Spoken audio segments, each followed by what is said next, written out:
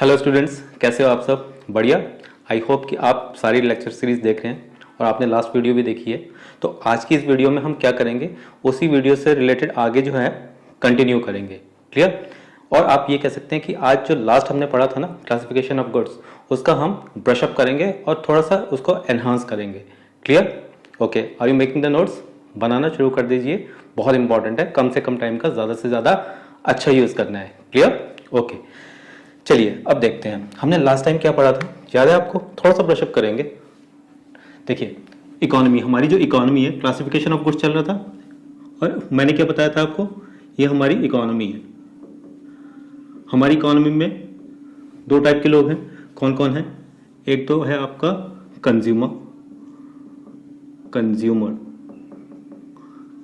और दूसरा क्या है? प्रोड्यूसर।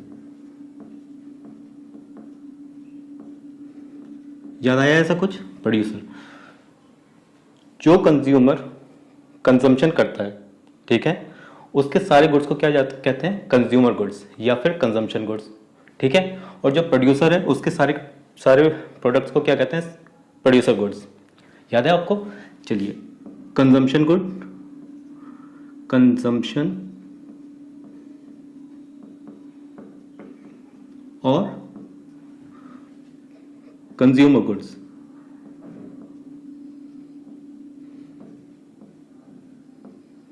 और प्रोड्यूसर गुड्स कौन से थे हमारे? प्रोड्यूसर गुड्स एक थे हमारे intermediate goods, intermediate goods and capital goods. Capital goods.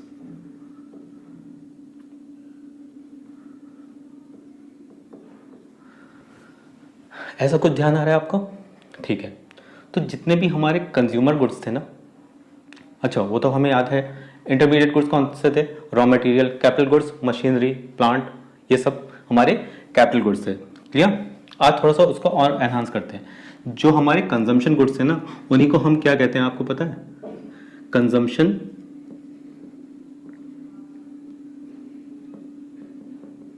Expenditure.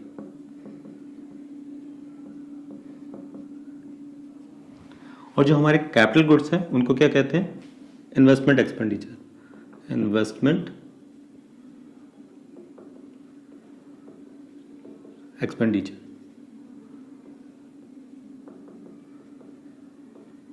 Expenditure. Clear? Economy में दो लोग हैं, कंज्यूमर, प्रोड्यूसर। कंज्यूमर के सारे गुड्स को हम क्या कहते हैं? कंज्यूमर गुड्स और या फिर कंजम्पशन गुड्स। इनके इन गुड्स को पे जो भी इन्वेस्टमेंट कंज्यूमर करता है उसे हम क्या कहते हैं? Consumption expenditure. और जो कैपिटल गुड्स हैं उनके ऊपर जो भी इन्वेस्टमेंट किया जाता है उनको क्या कहते हैं? Investment expenditure. क्लियर? ओके, अगर ऐसा है तो इसी चीज को हम इस तरह से लिख सकते हैं, एक्सपेंडिचर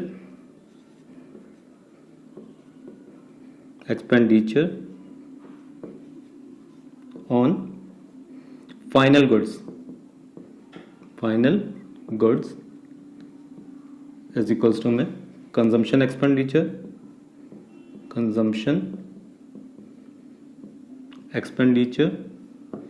plus investment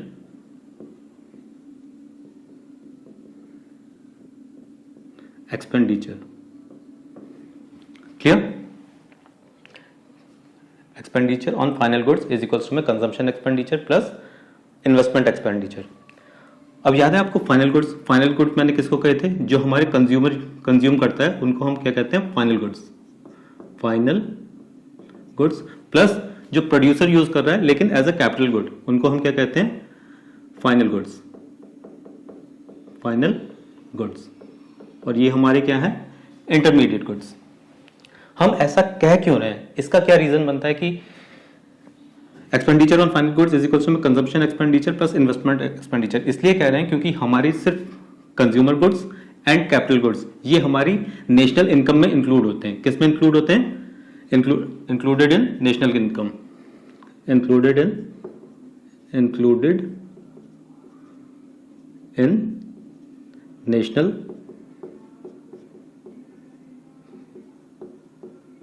इनकम या फिर national product, both are same thing. National income and national product both are same thing, product. Clear? कौन कौन से? एक तो कंजम्पशन और consumer goods plus investment expenditure included in national income या फिर नेशनल प्रोडक्ट। क्लियर?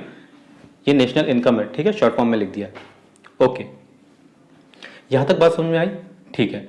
तो हम इंटरमीडिएट गुड्स को क्यों नेशनल इनकम में इंक्लूड नहीं कर रहे? बहुत सिंपल सी बात है। ये जो इंटरमीडिएट गुड्स की जो कॉस्ट होती है ना, वो इन कंजम्पशन गुड्स में इंक्लूड होती है। किस तरह से होती है वही समझना है ना, वही समझते हैं आप। देखिए, लास्ट टाइम मैंने आपको एक एग्जांपल दिया था मैन्युफैक्चरर का।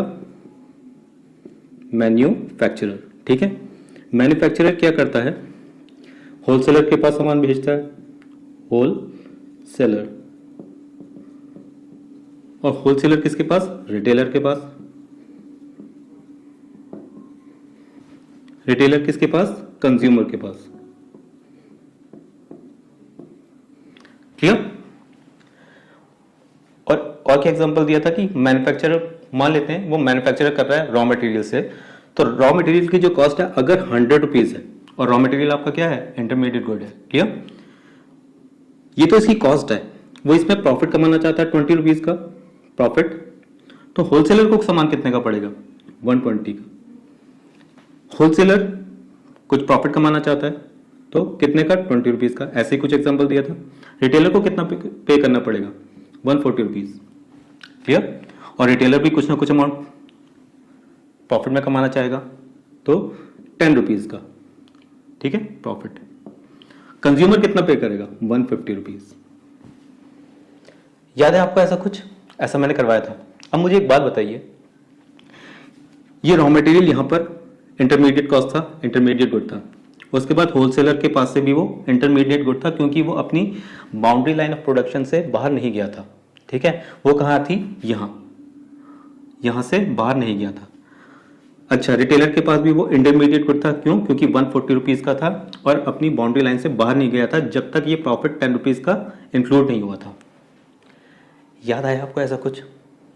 अगर याद आया तो अच्छी बात है, अदरवाइज आप लास्ट की वीडियो देखिए, उसमें मैंने आपको बहुत अच्छे से समझाया है। क्लियर? अब मुझे आप एक बात बताइए कि जो कॉस्ट थी यहाँ पे इंटरमीडिएट गुड की, क्या वो इसमें इंक्लूडेड नहीं थी? क्या ये 120 इसमें इंक्लूड था या नहीं था? ऑब्वियसली था। और ये 140 इसमें इंक्लूड था या नहीं था?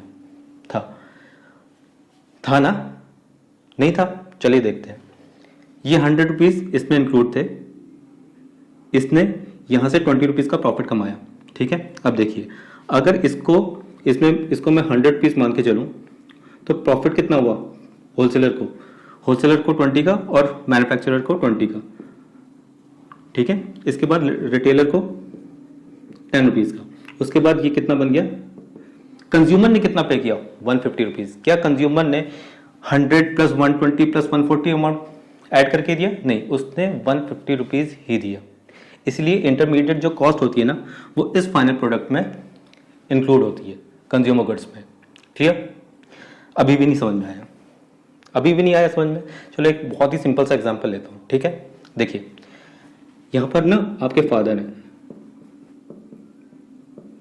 ठीक है, यहां पर है आपकी मदर और यहां पर है आप यू। क्लियर? मान लेते हैं आपके फादर की जो इनकम है ना, that is 1 lakh rupees. Clear? आपके फादर ने आपकी मदर को 50,000 रुपीज मंथली एक्सपेंस के लिए पे दिया उनको। और आपकी मम्मी भी बहुत अच्छी हैं, उन्होंने क्या किया? आपको 10,000 rupees as a pocket money दे दिया। तो मुझे एक बात बताइए, क्या आपकी जो फैमिली इनकम है 1 लाख है या इनको सबको ऐड कर दें 1,60,000 है? सिंपल। ये जो है ना, ये 50,000 और ये 10,000 इसी इनकम का पार्ट है। क्लियर? तो आपकी फैमिली इनकम कितनी है? 1 लाख रुपीज, वो 1,60,000 रुपीज नहीं है।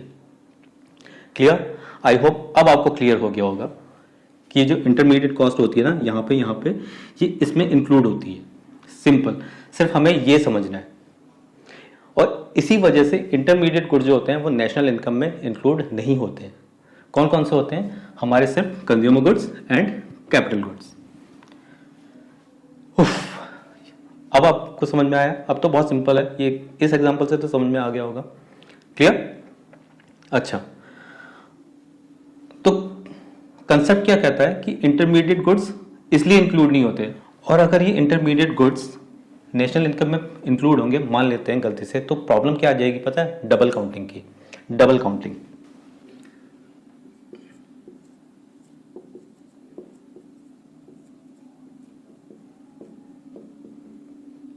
इसका क्या मतलब बनता है? Counting the value of goods more than once। Double counting, ये कंसेप्ट आ जाएगा अगर हम इंटरमीडिएट गुड्स को भी इंक्लूड करेंगे। क्लियर? अब समझ में आया? आई होप अब कोई प्रॉब्लम नहीं है। मैं उसके बाद मैं फिर से एक बार इसको एक्सप्लेन कर देता हूँ। हमारी इकोनॉमी में दो लोग हैं, कंज्यूमर, प्रोड्यूसर। कंज्यूमर जो भी यूज करता है गुड्स वो कंजम्पशन गुड्स हैं। प्रोड्यूसर के दो गुड्स हैं, producer goods are two goods, number one intermediate and capital goods. Capital goods को ही हम क्या कहते हैं? Investment expenditure included in national income और नेशनल प्रोडक्ट। और हमारे कंज्यूमर गुड्स किस में इंक्लूड होते हैं? नेशनल इनकम में। तो हमारे दो ही गुड्स हैं, consumer goods and capital goods, जो हमारी नेशनल इनकम में इंक्लूड होंगे। उसके बाद क्या बताया मैंने आपको? एक सिंपल सी इक्वेशन दे दी, expenditure on final goods is equals to consumption expenditure plus investment expenditure. और हमारे इंटरमीडिएट गुड्स जो होते हैं वो हमारे नेशनल इनकम में नहीं आते। क्यों नहीं आते? क्योंकि उनकी जो कॉस्ट होती है वो हमारी कंज्यूमर गुड्स में इंक्लूड होती है। क्लियर? या फिर कैपिटल गुड्स में इंक्लूड होती है। और अगर वो इंक्लूड होगी तो हमारे पास कौन सा कंसेप्ट आ जाएगा? डबल काउंटिंग का कंसेप्ट। क्या कहेंगे इसको? प्रॉब्लम जो आएगी दैट इज डबल काउंटिंग। एक प्रॉब्लम आ जाएगी, counting the value of goods more than once. Clear? यहां तक आपको समझ में आया? आई होप अब कोई प्रॉब्लम नहीं है इसमें। With the help of a chart मैंने बहुत अच्छे से एक्सप्लेन किया है। क्लियर? ओके। अच्छा, इसके बाद अब हमें यह समझना है कि क्या हमारे जो कंजम्पशन गुड्स होते हैं वो कैपिटल गुड्स हो सकते हैं या नहीं गुड्स हो सकते हैं। जैसे कि एग्जांपल ले लेते हैं। मान लेते हैं आपकी जो मम्मी है वो स्विंग मशीन का यूज़ करती हैं, मतलब सिलाई वाली जो मशीन होती है ना वो यूज़ करती हैं, और वो एक परचेज करके लेके आई हैं। तो क्या वो एक मशीन है? ऑब्वियसली है। कितने साल यूज़ होगी? 2 3 साल 4 साल। तो उनके लिए ये क्या है? कंज्यूमर गुड्स है, कंजम्पशन गुड है। लेकिन एक टेलर जिसके पास 10 मशीन है, स्विंग मशीन ही है, लेकिन उसके लिए वो क्या है? कैपिटल गुड है। क्यों है? क्योंकि वो उससे अपनी सर्विसेज रेंडर करेगा। ठीक है? वो अपने क्लोथ्स वगैरह बनाएगा लोगों के लिए और उनको मार्केट में सेल करेगा। इसलिए एक गुड जो कंजम्पशन गुड है वो हमारा कैपिटल गुड हो सकता है। कैपिटल गुड्स जो होते हैं वो हमारे कंज्यूमर गुड्स हो सकते हैं। ओनली द थिंग इज हमें कैसे पता लगेगा? हम उसका सिर्फ एंड यूज देखेंगे। याद है आपको? एंड यूज, उस रिस्पेक्टिव प्रोडक्ट या फिर गुड वो यूज कहाँ हो रहा है आपको ये समझना है। ये बहुत इंपॉर्टेंट है। अगर आपको ये समझ में आ जाएगा कि वो कहाँ यूज हो रहा है, ठीक है, तो आप अच्छे से डिटरमाइन कर लेंगे कि वो कौन सा गुड है, कंजम्पशन गुड है, फाइनल गुड है, सॉरी कैपिटल गुड है या फिर इंटरमीडिएट गुड है। आज की इस लेक्चर में सिर्फ इतना ही। क्लियर? ये सारी चीजें आपके लिए बहुत इंपॉर्टेंट है। आपको यहाँ इसमें ध्यान देना है और हर चीज को अच्छे से एस्टिमेट करना है कि कौन सा गुड कौन सा वाला होगा, कंजम्पशन गुड, इंटरमीडिएट गुड और इन्वेस्टमेंट एक्सपेंडिचर या कैपिटल गुड्स कह सकते हैं आप, वो कौन सा वाला होगा। क्लियर? तो आप इसका स्क्रीनशॉट ले सकते हैं। मैं साइड हो जाता हूं। ओके बेटा, अब सब कुछ क्लियर है? क्लियर है? आई होप बहुत अच्छे से आपको ये सब समझ में आ गया है ना। तो आज की वीडियो में सिर्फ इतना ही। और अगर आपको मेरी वीडियोस पसंद आ रही हैं, आपको आपके कंसेप्ट्स क्लियर हो रहे हैं, तो आप मेरी वीडियोस को लाइक कीजिए, शेयर कीजिए, सब्सक्राइब कीजिए। ठीक है? और ये मेहनत आपके लिए की जा रही है। और बेल आइकन का जो बटन है उसे क्लिक करना बिल्कुल भी मत भूलिएगा। Thank you very much.